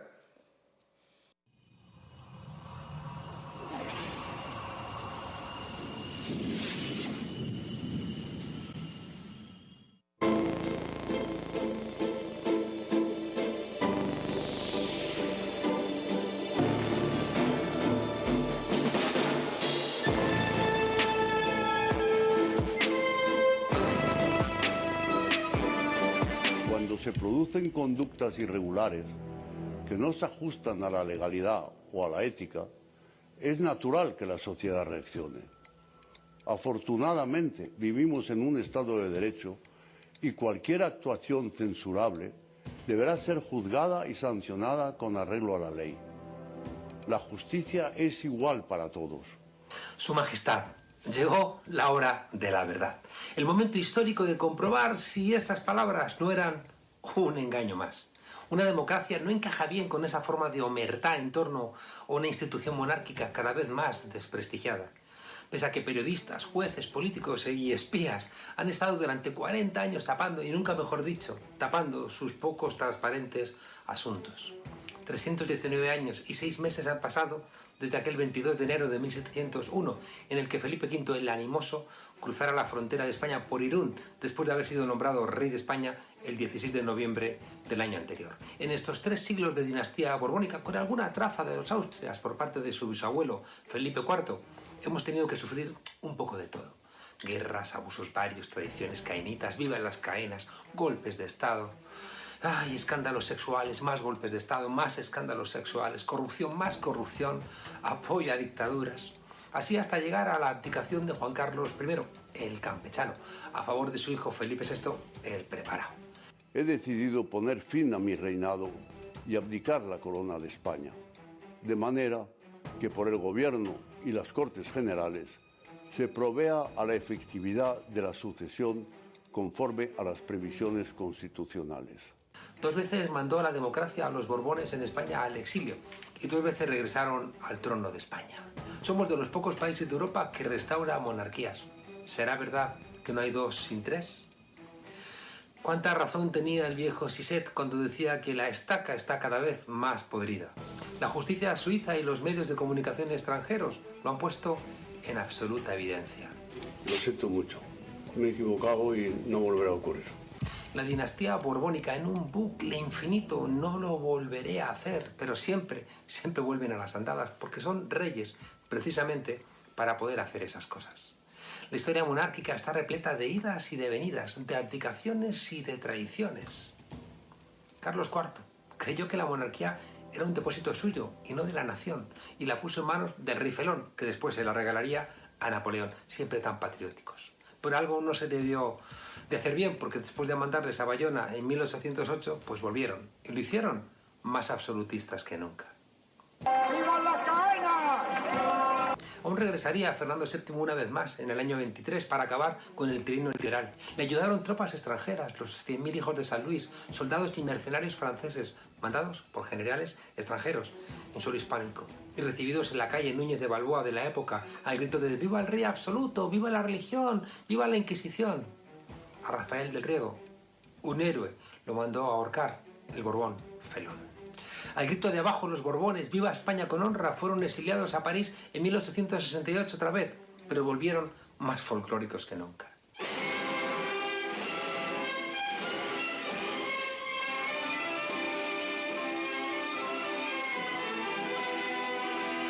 El 14 de abril de 1931 se les volvió a expulsar por ineptos, corruptos e indeseables. Antonio Machado le escribió una canción infantil a Alfonso XIII. La primavera ha venido y don Alfonso se va. Muchos duques le acompañan hasta cerca de la mar. Las cigüeñas de las torres quisieron verle embarcar. Sí, juro lealtad al jefe del Estado y fidelidad a los principios del movimiento nacional y demás leyes fundamentales del reino. Pero el dictador Francisco Franco nos los volvió a imponer tras su muerte. Ya lo decía el viejo Siset, en cuanto abandonas un instante, la estaca se hace más gruesa, más grande, más recia. La estaca se ha hecho más gruesa gracias a trampas, es verdad, como la de Adolfo Suárez cuando forzó la inclusión de la monarquía en la ley de la reforma política del año 76 para evitar así que los españoles pudiesen decidir si querían monarquía o república. Simplemente que cuando la mayor parte de los jefes de gobierno extranjeros me pedían referéndum monarquía o república. Claro, eso era peligrosísimo en ese momento. Las encuestas y pedían. Claro. Y a Felipe que nos estaba diciendo algo que quería. Entonces yo metí la palabra y la monarquía. Y de aquella manera... Que había sido sometido a referéndum. Claro. La estaca se hizo más grande cuando nos vendieron la historia de un rey muy valiente que salvó a nuestra democracia la noche del 23 de febrero de 1981. Al dirigirme a todos los españoles, con brevedad y concisión, en las circunstancias extraordinarias que en estos momentos estamos viviendo, pido a todos la mayor serenidad y confianza. La historia ha demostrado que el rey no era tan valiente ni tan demócrata como nos quisieron vender, incluso hasta en una serie. Que aquel golpe de Estado se fraguó en la misma Casa Real y que tuvieron que frenarlo porque Antonio Tejero no estuvo a favor de la componenda que habían armado los que acompañaban al rey emérito. Decía Rudyard Kipling que la victoria y el fracaso son dos impostores y hay que recibirlos con idéntica serenidad y con saludable punto de desdén.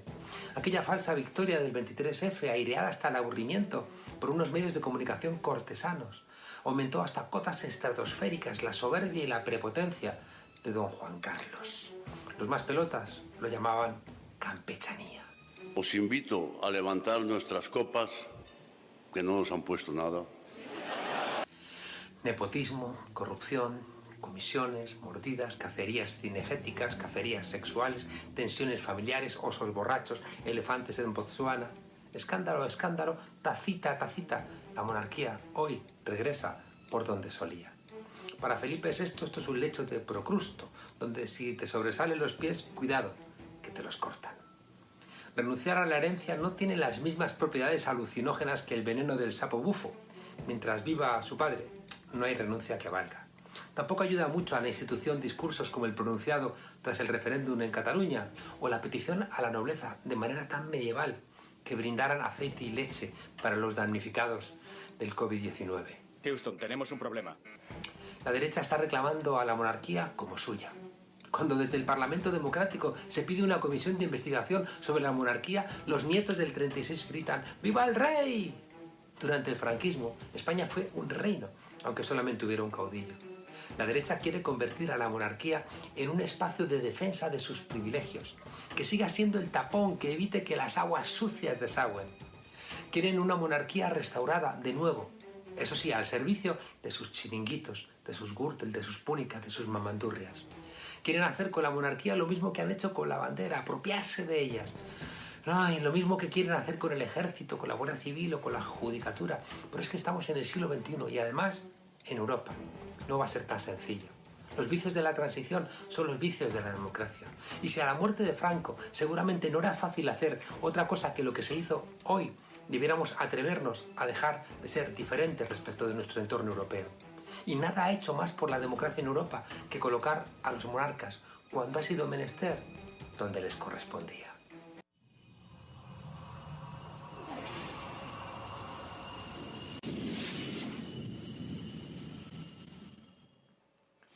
Miren, ¿en qué se parece España a Venezuela?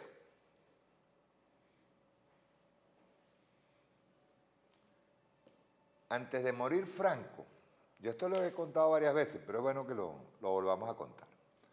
Antes de morir Franco, ya la CIA estaba dando vuelticas por España. Yo, coño, ¿qué vamos a hacer? Porque, de paso, recordemos que Franco apoyó a Adolfo Hitler. Termina la Segunda Guerra Mundial y Franco no lo tocan. ¿Por qué? Porque era anticomunista. No lo tocaron. Ahí lo bloquearon, lo mantuvieron castigado un tiempo, tal, y el mismo Franco se empezó a poner de moda con los norteamericanos. Eso fue en primer lugar. Cuando a Franco lo tuvieron a punta, una vez el mismo conde, creo que sea, Marqués de Monteverde, si no me equivoco, que era yerno de Franco y médico, supuestamente médico de cabecera, pero ese médico era un carajo, eso no servía para nada. Es eso como funciona esa monarquía así. El Marqués de Monteverde, él mismo toma una foto de Franco que parecía un robot con el viaje de... muriendo ya inconsciente. Pero se estaban haciendo por detrás ya todos los arreglos para lo que llamaban la transición. En esa transición, que lamentablemente el señor Carrillo del Partido Comunista Español la traicionó. En esa transición se llega a un acuerdo y surge un personaje oscuro que funda el PSOE, el señor, ya lo digo ahorita, Felipillo González. Felipe González sale y lo ponen arriba, ahí. Un personaje oscuro. Carajo que no lo sacaron ahí, pum, lo pusieron como el Partido Socialista Obrero Español. Gana, no es que gana. Gana la transición Adolfo Suárez, que era el PP de antes. Partido Popular. Tenía Fraga, tenía toda la derecha fascista. Y se reúnen y hacen un pacto. Cuando se van a la transición hacia la democracia, imponen la monarquía democrática. La imponen. Y dejan a esta pila de vagos de la Moncloa, vagos porque son vagos, ladrones y vagos, los ponen como el ícono, y todos ladrones. Ahí le han hecho investigaciones hasta el yerno del emérito. Ladrones toditos. Lo ponen como ícono y el pueblo español se dejó tragar esa moneda. Lamentablemente, yo soy hijo de español, así que yo tengo todo el derecho a hablar de España. Ojo, aparte de que cuando nos agreden, yo como venezolano defiendo a mi patria. Pero como hijo de español, yo conozco, sé de eso que pasó allá, de la traición de Carrillo. De la traición de Carrillo. Y llega a gobernar Felipillo González, un socialdemócrata, más nada, amigo de Carlos Andrés Pérez, se distancia de Fidel, se distancia de la Revolución Cubana, porque no era nadie, repito, ese señor lo sacaron de una chistera de mago, pues lo sacaron así como un conejito, pues.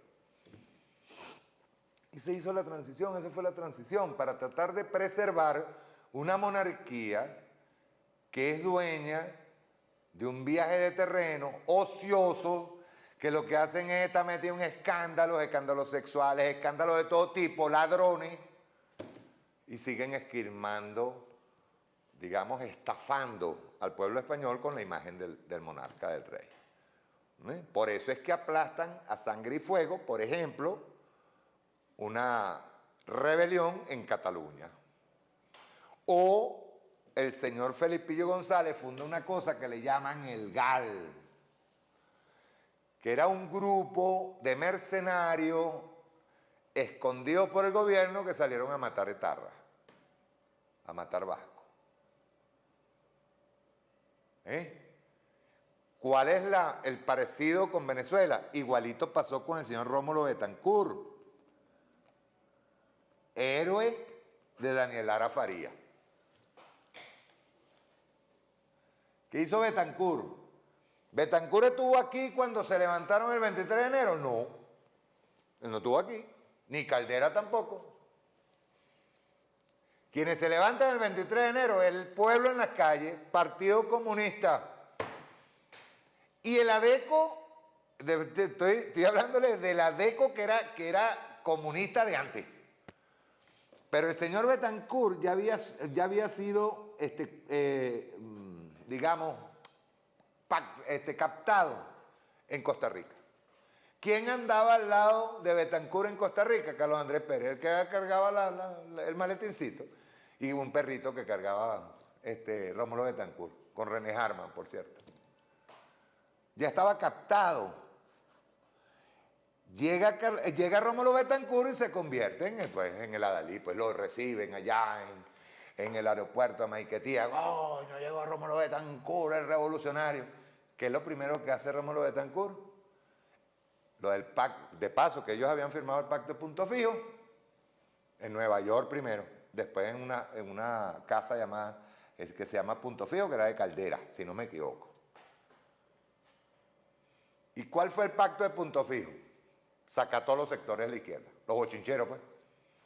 ¿Dónde se acelera ese proceso? Cuando visita Nixon a Venezuela, le caen encima, porque era un genocida, está la guerra de Vietnam. Entonces a Venezuela es el primer experimento de los Estados Unidos de tener una democracia, o sea, una dictadura disfrazada de democracia. Esos pactos que hizo Estados Unidos, captando a los líderes de movimientos insurreccionales, al mismo Rómulo Bethancourt no lo quería nadie. ¿Por qué? Porque él hablaba antes con el lenguaje de Carlos Marx en la boca, y que me lo niegue Daniel Lara Farías. Él hablaba vean ustedes los principios de acción democrática para esa época. Véanlo, busquen para que ustedes vean. ¿Por qué Juan Bimba era el símbolo? Juan Bimba era el de a pie, el pobre, el campesino. Se habló de la reforma agraria. ¿Cuál reforma agraria? Y lo primero que hizo fue, prohibir al Partido Comunista. Y todos los partidos de izquierda que nacieran. Y perseguirlos, matarlos. Y segundo, recibir a John F. Kennedy aquí. La Alianza para el Progreso. Esos pactos ya nosotros los conocemos. Aquí se instaló una dictadura, o sea, se sustituyó una dictadura por la otra. Así mismo, se sustituyó una dictadura por la otra. Por la del pacto de Punto Fijo, que duró 40 años en el poder, hasta que se les atravesó Chávez. Así es como eran. Y seguían pensando en maquillar.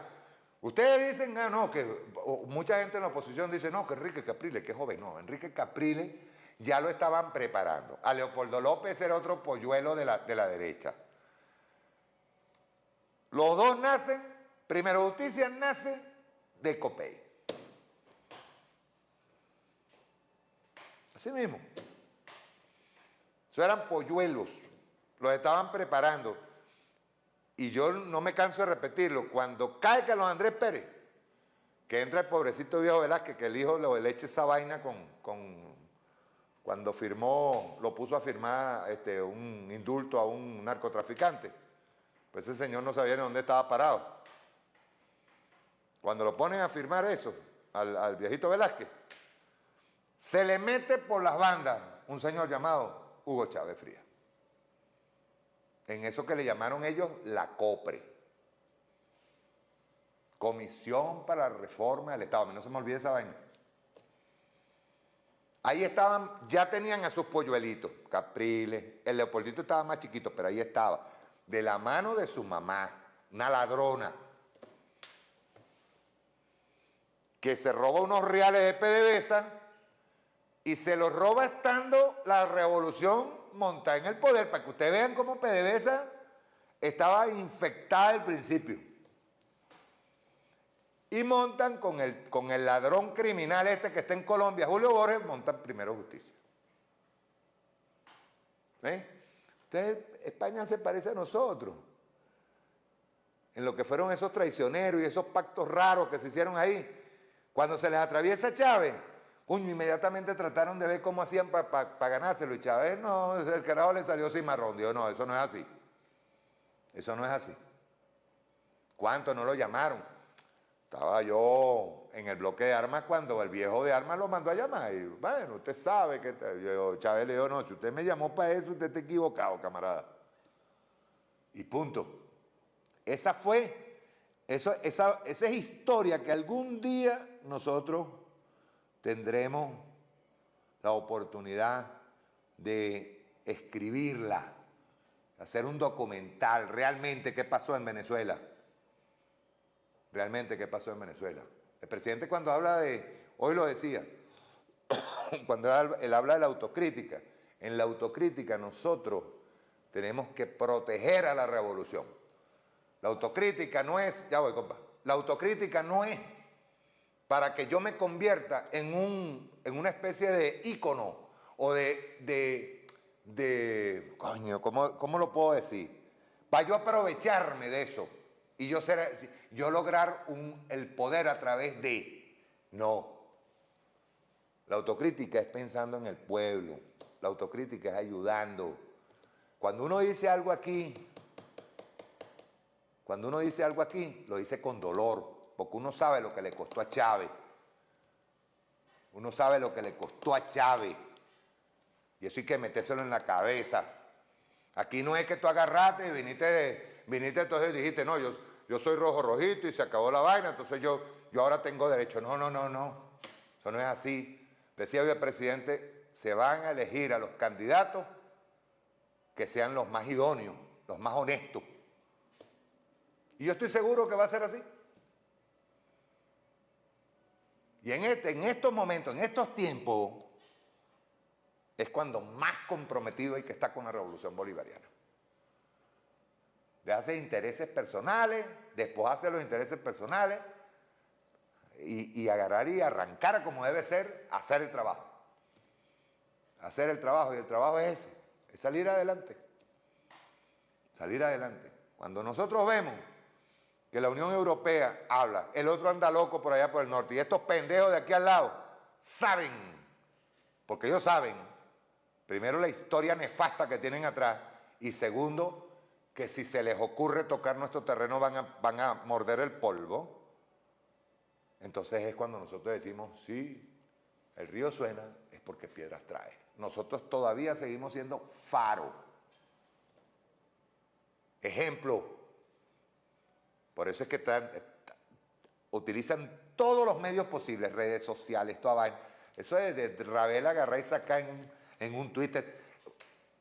Eso es ser torpe, bruto. Un carro saliendo de la gasolinera de echar gasolina iraní y explotó. Y hay gente pendeja que se lo cree. Me disculpan, pero hay gente pendeja que se lo cree. Entonces la idea es siempre el trabajo de salir adelante, pensar siempre en la revolución. No son casos individuales, camarada. Es todo. Todo. Yo a veces veo, y me llegan por aquí, que me exponen casos individuales y creen que uno es pendejo. Voy a hacer una alerta. Porque ese es un guión viejo. Ese guión lo conozco yo. Por ahí agarraron unos transportistas de la línea Caracas-La Guaira. Vamos a un paro, porque queremos cobrar 50.000 bolos. Pero no te subimos el combustible. Te lo estamos subsidiando. ¿Por qué no te sientas y vamos a conversar? ¿Por qué tienes que salir siempre por tus intereses? O en el caso de lo que estaba pasando en Bolívar. Que agarran y dicen, no, vamos a trancar una avenida, porque el transporte, yo el otro día les expliqué aquí por qué en Bolívar se está racionando la gasolina. Estamos normalizando el tema del combustible en todo el país. Y no es que uno no esté de acuerdo con que algunos sectores estén golpeados, no. Pero no es ese sector nada más el que está golpeado, estamos golpeados todos. Y tenemos que arrimar todos. Y se lo estoy diciendo clarito y rapado, porque yo sé quiénes me pasaron los mensajes. Y no me gustan los guabineos. Yo digo las vainas de frente. Yo digo las vainas de frente. Salen corriendo. No, nosotros somos revolucionarios, somos el transporte. No, esa vaina no es así. No es así. Hay que pensar primero en todo el mundo y después pensar en mí. Ustedes saben, yo lo expliqué, ustedes saben bien que nosotros estamos haciendo el esfuerzo posible para llevarle combustible a toda la nación y tratar de regularizar la entrega de gasolina en todas partes del país. Y el presidente Nicolás Maduro encima dice todo lo que es transporte colectivo y transporte de comida, y transporte de todo esto seguirá subsidiado. Ah, no, pero es para allá, yo quiero mi gasolina ya, yo quiero que me la echen ya, yo quiero que me la pongan ya, ahorita. No piensan en el beneficio personal. Y como el que está picado a culebra, cuando bebe juco brinca, porque yo sí es verdad que no tapo las vainas, por el sector transporte ya nosotros lo hemos visto varias veces, que es por donde comienzan las cositas de desestabilización. Y se lo estamos advirtiendo. Nosotros estamos muy atentos a todo lo que está pasando. A todo, créamelo. Créamelo. El que se crea más vivo que el gobierno y el que se crea más vivo que la revolución, que aguante mecha porque coñazo va a llevar. Eso lo estoy diciendo clarito y raspado. Pues nosotros no vamos a agarrar y a echar a un lado los intereses del pueblo por los intereses particulares de un sector. Eso no es así. Y eso no debe pasar. Chao, nos vemos el próximo sábado.